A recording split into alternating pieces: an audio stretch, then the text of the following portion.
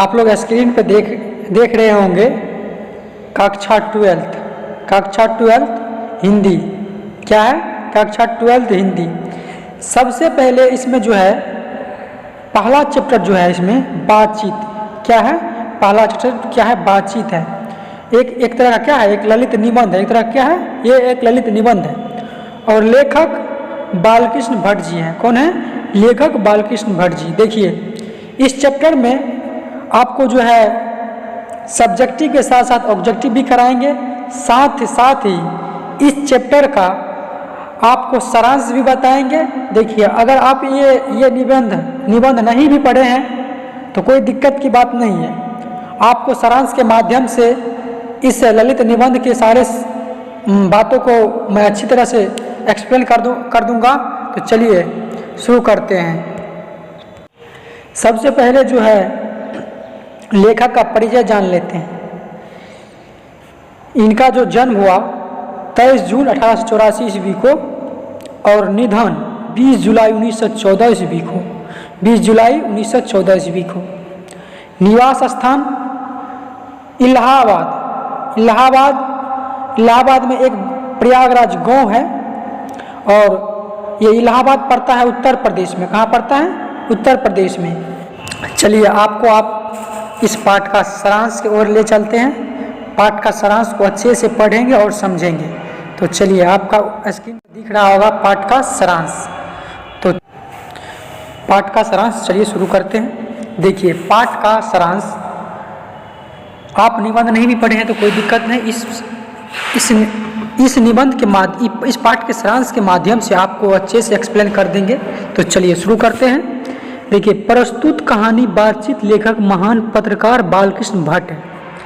ये जो प्रस्तुत बातचीत निबंध है इसका लेखक कौन है? महान पत्रकार बालकृष्ण भट्ट जी। ये जो है बालकृष्ण भट्ट जी एक महान पत्रकार भी थे। ठीक है, चलिए आगे। बालकृष्ण भट्ट का आधुनिक हिंदी गद्य के निर्माताओं में नाम आता है। क्या होता है? इसका जो है आधुनिक हिंदी के गद्य निर्माता में इसका नाम आता है। बालकृष्ण भट्ट जी बातचीत के निबंध के माध्यम से मनुष्य ईश्वर द्वारा दी गई अनमोल वस्तु वाक शक्ति का सही इस्तेमाल करने को बताते हैं। चलिए इसमें जो है ये बालकृष्ण भट्ट जी मनुष्य के द्वारा दी गई अनमोल वाक शक्ति इसको सही इस्तेमाल करने को बताते हैं।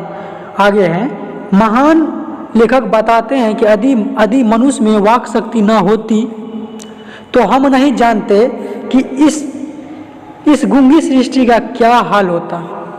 चलिए आगे क्या कह रहा है कि सब लोग माने लूंज पूंज अवस्था में एक कोने में बैठा दिए होते। सब लोग को एक कोने में लूंज पूंज अवस्था में बैठा दिए होते। चलिए नेक्स्ट है लेखक बातचीत के विभिन्न तरीके भी बताते हैं। बातचीत करने का विभिन्न तरीका भी बताते हैं। आगे हैं जैसे घरेलू बातचीत मन रमने का ढंग है। वे बताते हैं कि जहां आदमी की अपनी जिंदगी मज़ेदार बनाने के लिए ये खाने पीने चलने फिरने आदि की जरूरत है, उसी प्रकार बातचीत भी अत्यंत आवश्यक है। कहने का मतलब ये हुआ कि जिस तरह मनुष्य के लिए खाने पीने अत्यंत आवश्यक होती है, ठीक उसी प्रकार मनुष्य के लिए बातचीत भी काफ़ी अत्यंत आवश्यक होता है। हमारे मन में जो भी कुछ गंदगी या धुआं जमा रहता है वह बातचीत के जरिए भाप बनकर हमारे मन से बाहर निकल पड़ता है। इससे हमारा चित्र हल्का और स्वच्छ हो जाता है। हमारे जीवन में बातचीत का भी एक खास तरह का मज़ा होता है। यही नहीं, भट्ट जी बताते हैं कि जब तक मनुष्य बोलता नहीं है तब तक उसका गुण दोष प्रकट नहीं होता। सही बात है, जब तक मनुष्य बोलेगा नहीं तब तक उसका गुण दोष प्रकट नहीं हो सकता है। आगे कह रहा है कि महान विद्वान बेन जॉनसन। कौन है? महान विद्वान बेन जॉनसन का कहना है कि बोलने से ही मनुष्य के रूप का सही साक्षात हो पाता है। महान विद्वान कह रहा है कि जब तक मनुष्य बोलता नहीं है तब तक उसका साक्षात का पता नहीं चल पाता है, बोलने से ही मनुष्य का साक्षात का पता चल पाता है। कौन कहता है? ये महान विद्वान बेन जॉनसन कह रहा है। वे कहते हैं कि 4 से अधिक की बातचीत तो केवल राम रबोवल कहलाएगी। आगे रेड लाइन से लिखा हुआ है, उसको अच्छे से पढ़िए और समझिए। यूरोप के लोगों को बातचीत का हुनर है, एक तरह का हुनर कहिए या कला कहिए। यूरोप के लोगों को बातचीत का हुनर है जिसे आर्ट ऑफ कन्वर्सेशन कहते हैं। बालकृष्ण भट्ट उत्तम तरीका यह मानता है हम वाक शक्ति पैदा करें कि अपने आप बात कर लिया करें। चलिए, आशा करते हैं कि आप लोग ये इस पाठ के सारांश को काफ़ी अच्छे से समझ गए होंगे। तो चलिए आपको नेक्स्ट क्वेश्चन की ओर ले चलते हैं। सब्जेक्टिव देखते हैं अब। चलिए, सब्जेक्टिव में क्या है? पहला सब्जेक्टिव है मेरा। चलिए, सब्जेक्टिव पहला कह रहा है कि अगर हम में वाक शक्ति ना होती तो क्या होता? बताइए, अगर मनुष्य में वाक शक्ति ना होती तो क्या होता? प्रश्न है, अगर हम में वाक शक्ति ना होती तो यह समस्त सृष्टि गूंगी प्रतीत होती। हकीकत बात है, अगर मनुष्य में वाक शक्ति नहीं होती तो समस्त सृष्टि गूंगी प्रतीत होती, यानी कि बोल नहीं पाते, एक दूसरे को सुन भी नहीं पाते। सही बात है, सभी लोग चुपचाप बैठे रहते और हम जो बोलकर एक दूसरे के सुख दुख का अनुभव कर पाते, वह शक्ति न होने के कारण एक दूसरे से का सुन भी नहीं पाते और ना ही अनुभव कर पाते। चलिए नेक्स्ट क्वेश्चन आपको दिख रहा होगा 2 नंबर में। बातचीत के संबंध में बेन जॉनसन और एडिसन का क्या विचार है? बातचीत के संबंध में बेन जॉनसन एक एडिसन, ये दोनों का क्या मत है, यानी कि क्या विचार है, ये दोनों का क्या कहना है बातचीत के संबंध में? तो चलिए, बातचीत के संबंध में बेन जॉनसन का राय है कि बोलने से ही मनुष्य के सही रूप का पता चल पाता है। ये किसका कहना है? ये बेन जॉनसन का कहना है। अगर मनुष्य चुपचाप रहे तो उसके गुण दोष का कभी पता नहीं चल पाएगा। ये कौन कह रहा है? Ben Jonson. अब एडिसन का राय क्या है? एडिसन का राय है कि असल बातचीत सिर्फ 2 व्यक्तियों में हो सकती है, जिसका तात्पर्य हुआ जब 2 आदमी होते हैं तभी अपना दिल एक दूसरे के सामने खोलते हैं, जब 3 हुए तब वह 2 कोस दूर हो जाते हैं।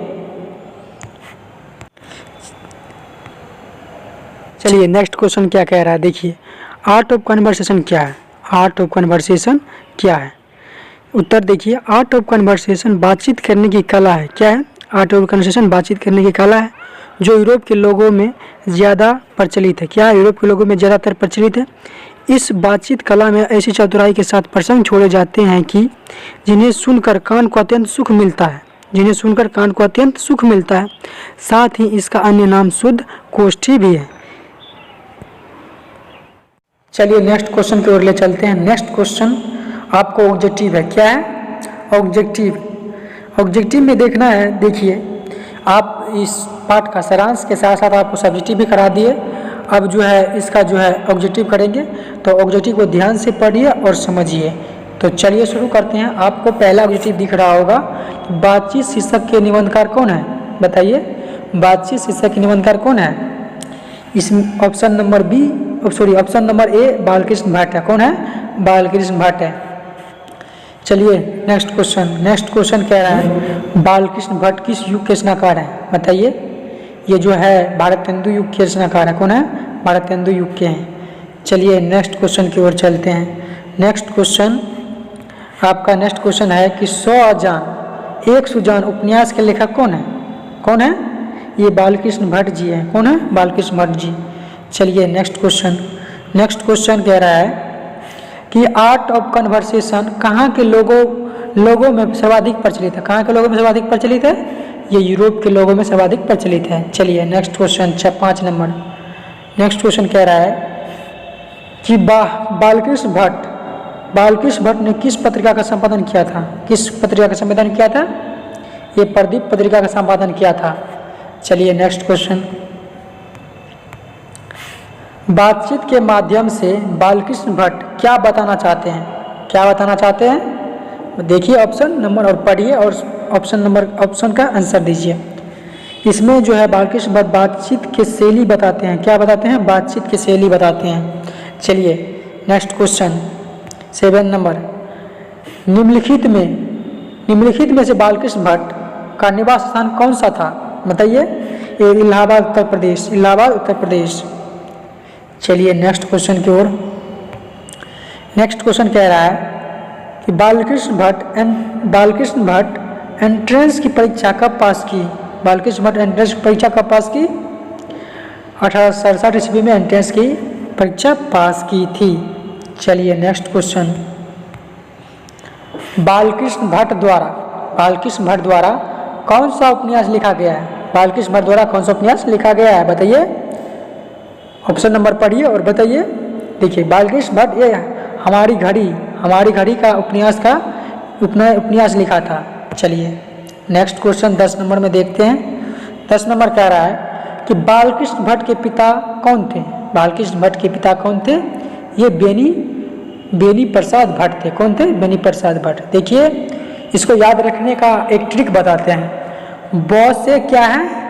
बालकृष्ण, ब से भट्ट, उसके बाद कौन चीज लिखे हैं? बालकृष्ण भट्ट बातचीत लिखे हैं। ब से बातचीत। क्या देखिए आसान है याद करना, तीनों बॉय से है। क्या है? तीनों ब से ही है, इसलिए आपको याद करना एक काफ़ी आसान हो जाएगा। ब से बालकृष्ण, ब से बेनी प्रसाद भट्ट और ब से बातचीत। ठीक है। चलिए नेक्स्ट क्वेश्चन। नेक्स्ट क्वेश्चन कहता है भट्ट जी ने प्रदीप का संचालन कितने वर्ष में किया था?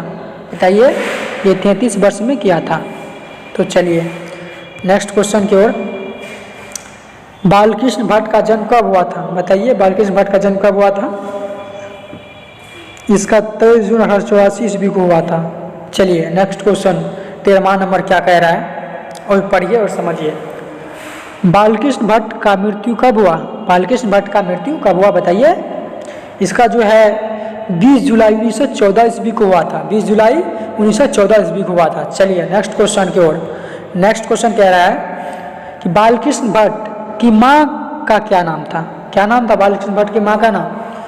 बालकृष्ण भट्ट का माँ का नाम पार्वती देवी था। बालकृष्ण भट्ट का माँ पार्वती देवी था। चलिए नेक्स्ट क्वेश्चन की ओर। नेक्स्ट क्वेश्चन कह रहा है बातचीत के जरिए भाप बनकर क्या बाहर निकल जाता है? बताइए।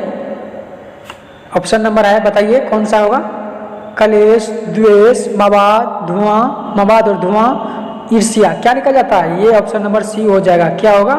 ऑप्शन नंबर सी, मवाद और धुआं निकल जाता है। चलिए नेक्स्ट क्वेश्चन की ओर। नेक्स्ट क्वेश्चन कह रहा है कि बालकृष्ण भट्ट जी ने किस शब्दकोश का संपादन किया था? किस शब्दकोश का संपादन किया था? बताइए। ये जो है हिंदी शब्दकोश का संपादन किया था। चलिए नेक्स्ट क्वेश्चन की ओर। नेक्स्ट क्वेश्चन कह रहा है कि मनुष्य में डैश ना होती तो हम नहीं जानते कि इस गूंगी सृष्टि का क्या हाल होता। बताइए कौन सा होगा? ये जो है वाक शक्ति अगर ना होते मनुष्य के पास, इस सृष्टि का क्या हाल होता? यही होगा क्या? वाक शक्ति। चलिए नेक्स्ट क्वेश्चन की ओर। नेक्स्ट क्वेश्चन कह रहा है कि असल बातचीत सिर्फ दो व्यक्तियों के बीच हो सकती है, यह कथन किसका है? किसका कथन है? बताइए। ये जो है एडिसन का है। ये एडिसन का मत है, ये एडिसन ने कहा था। चलिए नेक्स्ट क्वेश्चन है बात करने का हुनर किसके पास है? बताइए। बात करने का हुनर यानी कि बात करने का कला किसके पास है? बताइए। ये यूरोप के लोगों के पास है। किसके पास है? यूरोप के लोगों के पास है। Option number C. चलिए नेक्स्ट क्वेश्चन। नेक्स्ट क्वेश्चन सच है जब तक मनुष्य बोलता नहीं तब तक उसका डैश प्रकट नहीं होता। क्या प्रकट नहीं होता? बताइए। गुण दोष प्रकट नहीं होता। Option number C. चलिए नेक्स्ट क्वेश्चन की ओर। नेक्स्ट क्वेश्चन कह रहा है कि रॉबिन्सन क्रूसो कितने वर्ष तक मनुष्य का मुख नहीं देखा था? कितने वर्ष तक रविशंकर प्रसाद मनुष्य का मुख नहीं देखा था? 16 वर्ष तक नहीं देखा था। चलिए, आप लोग को यह वीडियो कैसा लगा? मुझे आशा ही नहीं